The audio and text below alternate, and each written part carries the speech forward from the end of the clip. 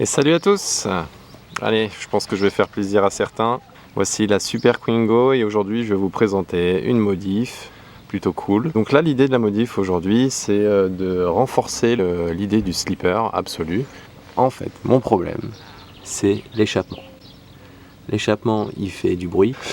Vu qu'il est quand même un petit peu gros, ça passe assez bas et ça se voit de loin en fin de compte qu'il y a quelque chose. Donc un échappement comme les autres et que ce soit bien slipper. Donc je vais vous montrer toutes les étapes de la modif.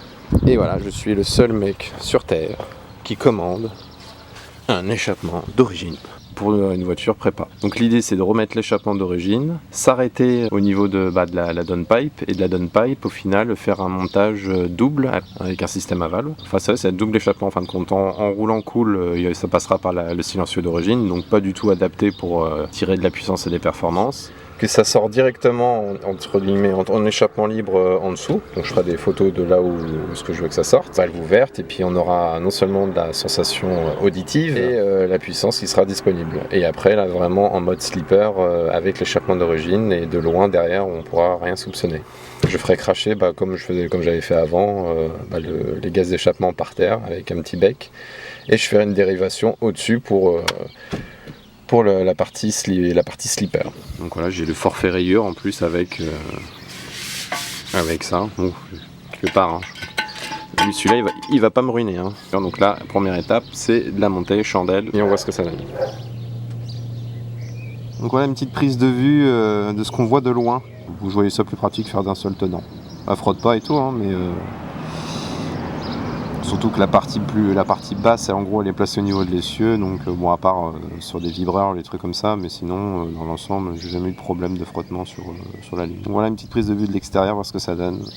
L'échappement d'origine Track Day. Voilà la petite diff entre ma ligne Track Day. T'es pas moqué de moi, hein, des petits inter Simon ou Simon, petit V-band, petit flexible, les petites pattes avec des soudures qui font plaisir. Donc allez, le but maintenant c'est de mettre en place grossièrement le silencieux d'origine. On va déjà être confronté à un problème de durite de carburant, enfin je sais. Je les déplace et on met ça en place, on va voir ce que ça donne au niveau du style, du swag, si elle a du swag avec ça. Je vous reprends tout de suite. Voilà la mise en place du silencieux type d'origine, enfin du silencieux d'origine. Donc déjà un look beaucoup plus slipper. Et voilà le style que ça va donner. Alors nous voici en dessous, la mise en place.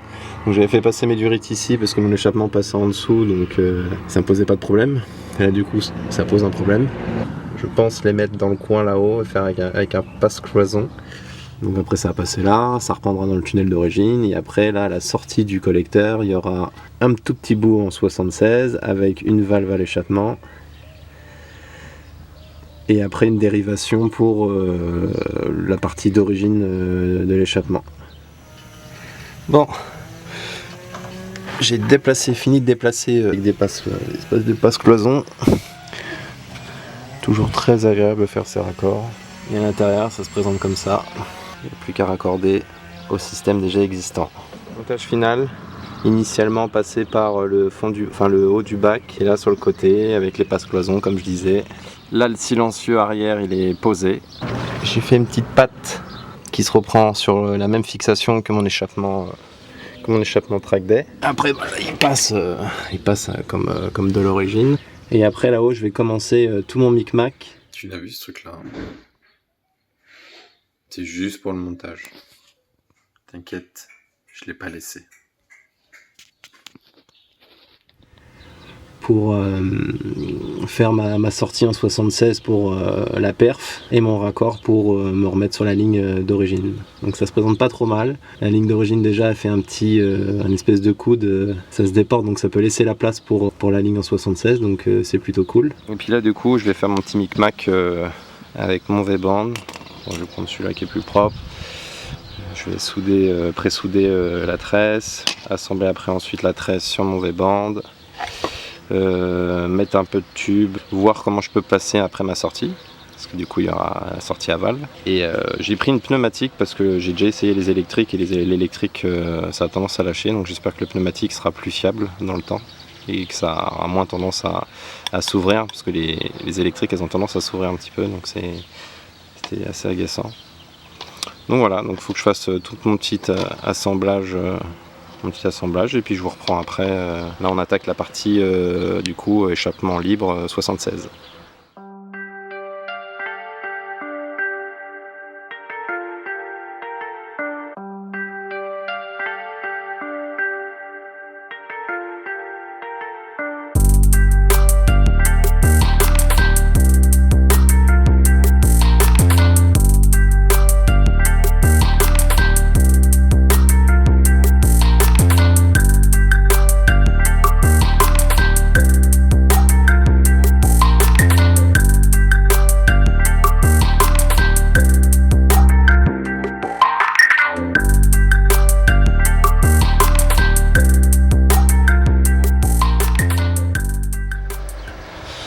Nous y voilà, la partie en 76 faite, et il va me rester le raccord entre 76 et ligne d'origine.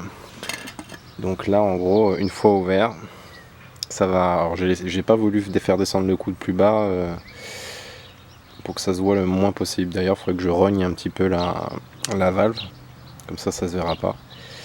Donc voilà l'idée, valve ouverte ça sortira par là en plein milieu. Et valve fermée, il y aura une dérivation, de toute façon je vais le montrer, hein. Il y aura une dérivation sur le côté pour choper dans la ligne d'origine. Alors nous voici sur le rendu final de l'échappement, donc on voit le visuel définitif, là tout est en place.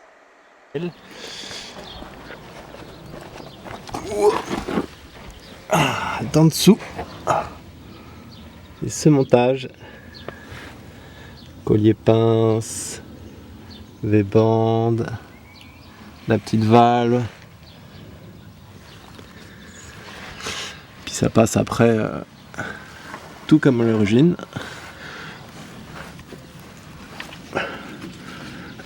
Là je suis extrêmement bien avec mes raccords, très loin de l'échappement, donc là on est tout bon, il ne reste plus qu'à faire le montage pneumatique de la valve. Donc je ramène une électrovanne, brancher le boîtier parce qu'il y aura une télécommande au final, ce sera à distance. L'électrovanne et puis quelques diodes de dépression, j'ai un petit peu de démontage au-dessus à faire. Ça va être vraiment côté slipper à fond, c'est top. Donc je viens d'installer le circuit pneumatique. Donc je pars du master vac, j'ai mis un petit T pour j'ai mis un T pour faire une petite dérivation directement à l'électrovanne. Ensuite il y a un boîtier parce que ça marche avec une télécommande à distance, donc le boîtier il est dans le soufflet de vitesse. Donc plus qu'à faire l'essai, tout est ok. On va voir ce que ça donne maintenant en fonctionnement.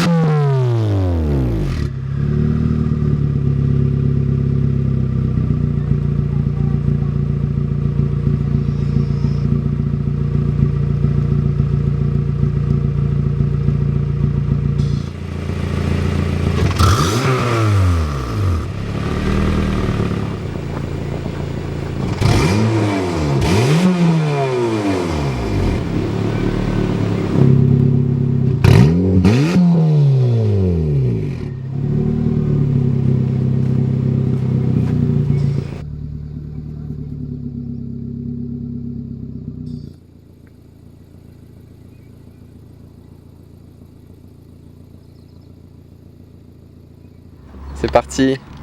Notre ami Guillaume qui connaît très bien on essaye. Qui connaît très bien l'auto, c'est le tonton.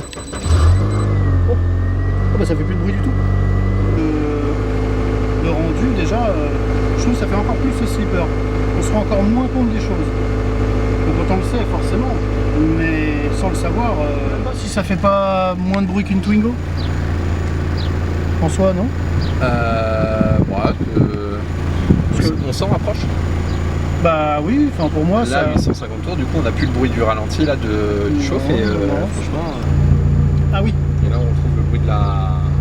bah là on sent que c'est ouvert là. Oui. Ah puis c'est rapide, c'est efficace. Là, du coup, C'est tu peux net. mettre tes petits gaz derrière.